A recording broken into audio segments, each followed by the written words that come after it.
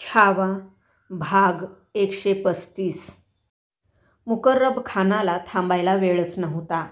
तो जाणून होता थांबले तर दस्त केल्या आपल्या कैदी राजाला सोडवण्यासाठी मिळेल त्या जागेला मावळ्यांच्या तुकड्या जिवे तुटून पडणार होत्या.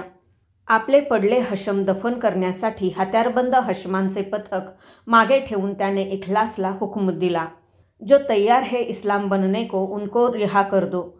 पकडलेल्या मावळ्यात राया अंता होते. ते धर्म डुबविणे मान्य करणे शक्यच नव्हते. नतीजा साफ होता.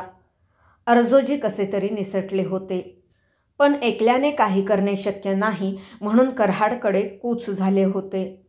सलामत बचावलेले संताजी बहिर्जी हुकमाप्रमाणे रायगडाकडे दौडत होते. संताजीकडे राजांच्या चंद्रावताच्या पाठीवरचे जीन होते. महाराणी येसूबाईंना ते खूण म्हणून तेवढेच दाखवणे शक्य असल्याने त्याने गर्दीतून उचललेले. राजे पाय उतार होताच मुकर्रबच्या चिडल्या हशमांनी वार उतरल्याने घायाळ झाला चंद्रावत चौखूर ताणून भुईवर पडला होता. त्याचे छातवान मंदपणे वर खाली होत होते. उघड्या डोळ्यांतून वेदनांनी पाणधार लागली होती. एका बगलेला आपल्या कामी आलेल्या घोरपड्यांच्या जमावात निष्प्राण पडलेल्या म्हालोजींच्या हातची मरणमूठ हत्यारावर करकचून आवळली होती. डुईची कंगणी लाल पिळाची पगडी हाताऱ्याजवळ भुईवर पडली होती. चारी बाजूंनी भालाईतांची टोके भिडवून कुलेश आणि राजांना इखलास मुकर्रबनी एकत्र आणले होते. खांद्यावरच्या हिरव्या खिल्लतीला झटके देत मुकर्रब कसा गरागरा फिरत आपल्या फौजेला हुकमांमागून हुकूम देत होता. जल्दी करो, वक्त नहीं है. मध्येच लालसर दाढीवर हात फिरविताना त्याचा चेहरा ओसंडल्या उत्साहाने भरून वाहू लागला. दस्त मावळे काढण्या खेचून कत्तलीसाठी नेले जाऊ लागले.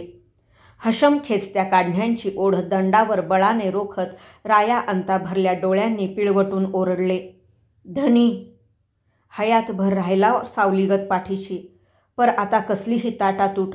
आमासनी बी घ्या संग धनी. थोरल्या रायाच्या डोळ्यांतून कुणबी इमानाचे पाणी खळकन बाराबंदीवर उतरले.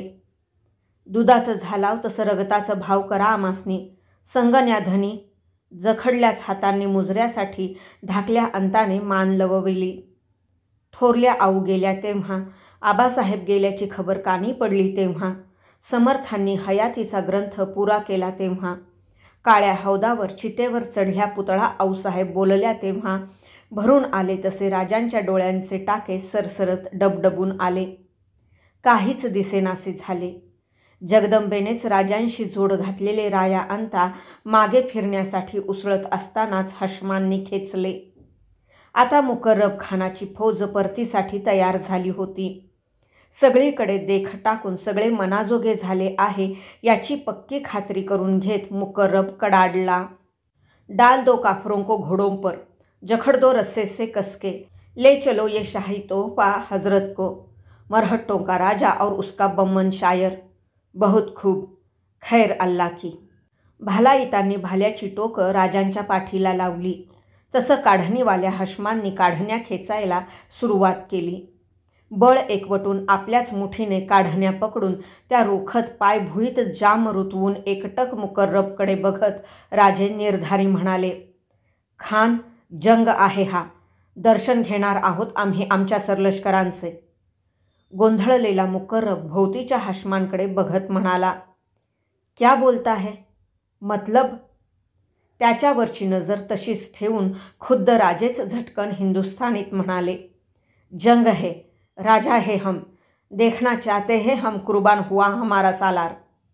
शौक से, शौक से.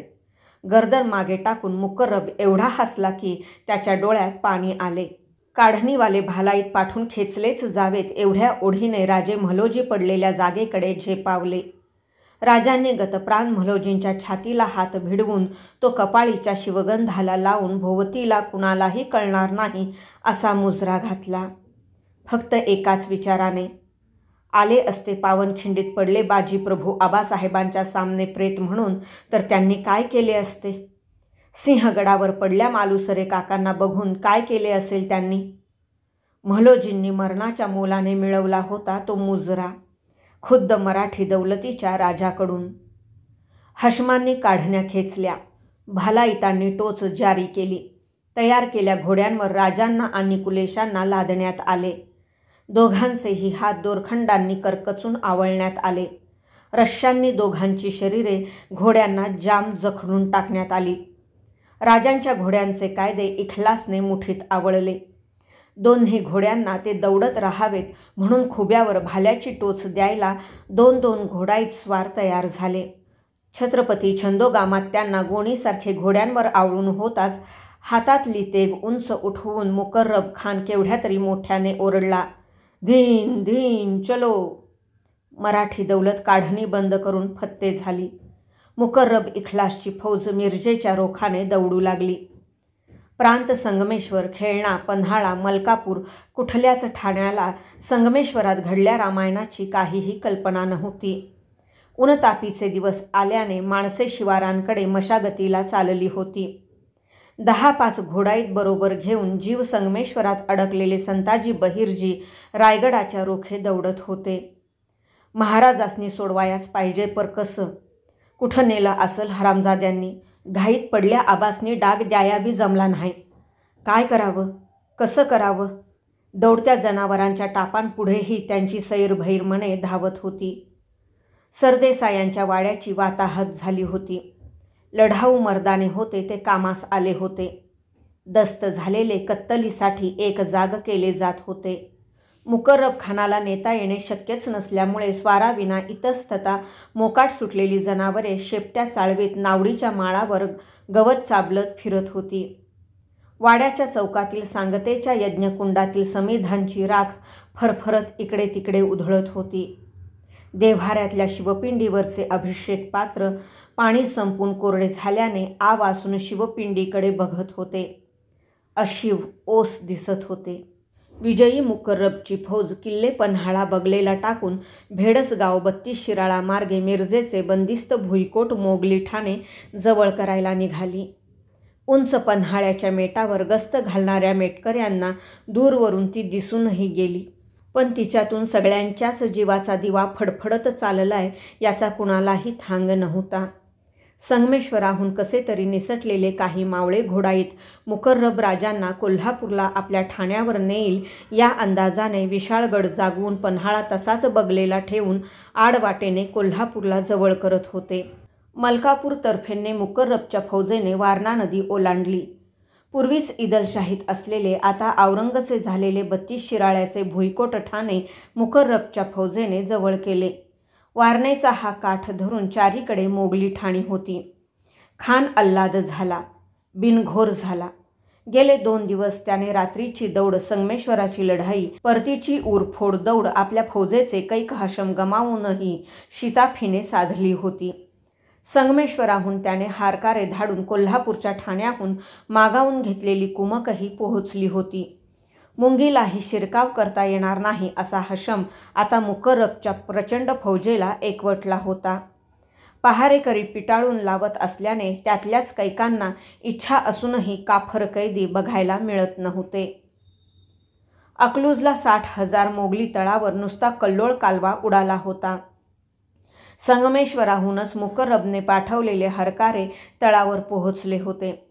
सैतान संबा गिरफ्त हुआ ही खबर काही क्षणातच हा हा म्हणता 60,000च्या तळभर पसरली. पुऱ्या तळावरचे हशम जागजागी एकमेकांना छातवाने भिडवत मिठ्या मारून जल्लोषाने म्हणत होते, सुना काफर संबा कब्ज हुआ, सुभान अल्लाह. आपल्या शाही डेऱ्यात बार बार कुर्निसात घालून ही जन्नती खुशखबर कानी घालणाऱ्या वजीर आसद खानाला तसबीहची माळ गरगर फिरवत फुटू बघणारा काळजातला आनंद मोठ्या मुश्किलीने रोखत शहेनशाह आलमगीर शांत धीमा हुक्म देत होता, फौज उठाओ अकलूज की, बहादुरगढ़ चलने का इंतज़ाम करो, भेज दो शाही खिल्लत और मरातब मुकर्रब को, पेश याद फरमाओ उसको.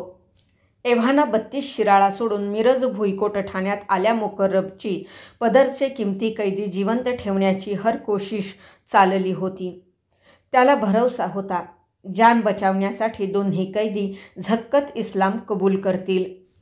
कुणी सांगावे, सुरमा राजे खिल्लत पांघरून दख्खन सुभेदारीची नामजादी पत्करतील. विजापूरच्या सिकंदर आदिलशहाचा, गोवळकोंड्याच्या तानाशहाचा पाड लागला नाही, तिथे या मामुली संबाची काय बात. म्हणूनच तो त्यांच्या अवतीभोवती जीवाचे बरे वाईट करण्यासाठी कोणतेही हत्यार त्यांच्या हाती येणार नाही याची, त्यांनी काहीतरी खाना घ्यावा याची हर कोशिश करत होता. एवढी दौड झाली होती. पण सांगतेचे भोजन संगमेश्वरात घेतल्यापासून राजांनी आणि कुलेशांनी अन्नाचा कणही घेतला नव्हता. आपली तैनाती फौज घेऊन औरंगजेब अकलूजहून पेडगावच्या बहादूरगडाकडे आगेकूच झाला. त्याचा निम्मा अधिक तळही हलला.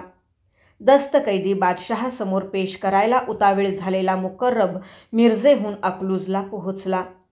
कैद्यांना बघायला त्या तळावरचे मागे राहिलेले हशम आरोळ्या ठोकत झुंडीने दाटीवाटी करू लागले. थंडी हटती टाकून आता ऊनतापीचे दिवस चढू लागले.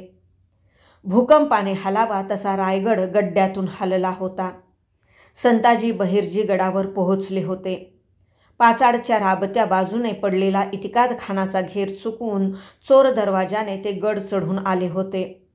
खासेवाड्यात महाराणी येसूबाईंच्या समोर उभे राहताना संताजी हातच्या जिनाने तोंड झाकून घेत कुडीभर गदगदत म्हणाला, जगदंबा कोपली मासाब, त्वाण नाही सांगाय. धणी संगमेश्वरात फसलं. कोल्हापूरच्या खानाच्या घेरात दस्त झालं. जिनाने झाकल्या चेहऱ्यानेच येसूबाईंच्या पायावर पडत एवढ्या उभारीचा संताजी, पण तोही गदगदू लागला. कानांवर गपकन हात घेतलेल्या येसूबाई अंगावर वीज पडल्यागत जागीच बधीर झाल्या.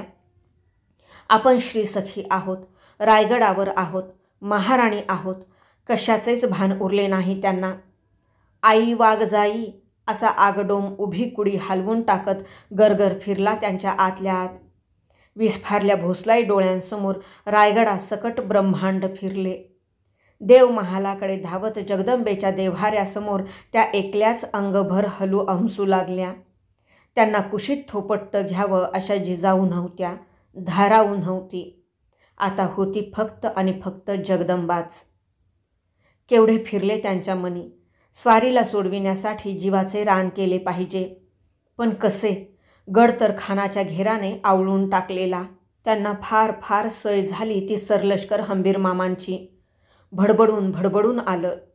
रूपाजी, मानाजी त्र्यंबक रामसेजाकडे जखडून पडले होते. निळोपंत कल्याण भिवंडीत गुंतून पडले होते.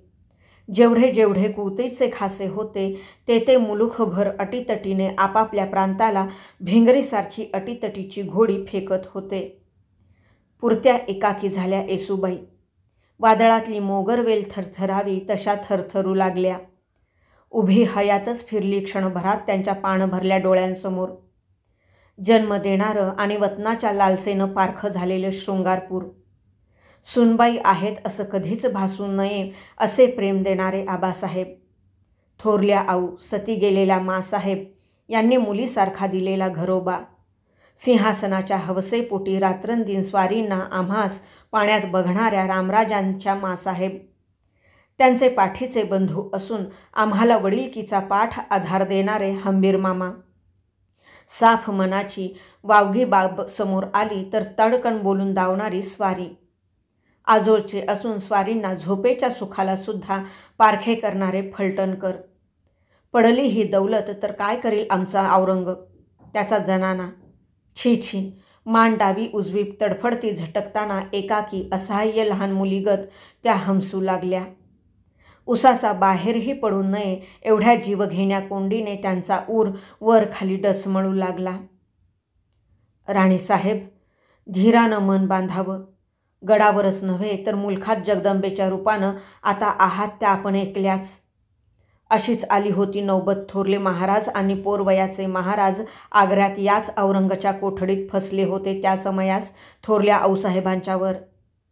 हबशी जौहरच्या घेरात थोरले स्वामी अडकून पडले पन्हाळ्यावर, तेव्हा वेढ्याचा उपराळा करण्यासाठी कमरेला हत्यार बांधून जायला निघाल्याही होत्या त्या पन्हाळ्याकडं. हे सारं मनी धरावं, उठावं, पायबळानं गडाला धीर द्यावा. देव महाली आल्या खंडोजींचे शब्द येसूबाईंच्या पाठीवर जसे मायेचा धीराचा हातच फिरवून गेले. राजा हा उपभोगशून्य स्वामी असतो हे जेवढे खरे तेवढेच किंबहुना त्याहून अधिक अशा राजाची राणी उपभोगशून्य तर असतेच, पण स्वामिनी असलीच तर खांद्यावर पडणाऱ्या फक्त जोखमींची, कारण ती असते केवळ सावली. एकल्या राजाची नव्हे तर त्याच्यासाठी तळहाती जीव घेऊन प्रसंगी आपल्या जीवांची कुरवंडी करणाऱ्या शेकडो रयतेची. पदरशेवाने आपल्या नेत्रकडा टिपून येसूबाई उठल्याच. एकदा देव्हाऱ्यातील जगदंब मूर्ती डोळ्यात भरून घेत निर्धारी म्हणाल्या, खंडोजी, रूपाजी मानाजींना रामसेज सोडून मिळेल तेवढ्या कुमकेनं रायगडाचा उपराळा करायला लिहा. रामराजांना आता आमच्याच महाली राहण्याची व्यवस्था करायला सांगा. येसाजी दाभाड्यांना, अर्जोजी गिरजोजींना असाल तसे रायगड जवळ करायला हारकारे द्या. तुम्ही कुठल्याही कारणासाठी गड सोडू नका. भरोसा आहे आमचा. स्वारी प्रसंगी मोडेल, पण रायगडाच्या बाबीनं कसलाही सुलूक नाही मानणार. जशी स्वारी तसेच रामराजे मानून पोख्तपणे चालविले पाहिजे साऱ्यांनी. त्या येसूबाई नव्हे, साक्षात मूर्तिरूप जगदंबाच मानवी रूपाने बोलत आहे असा खंडोजींना भास झाला. भाग 135 समाप्त.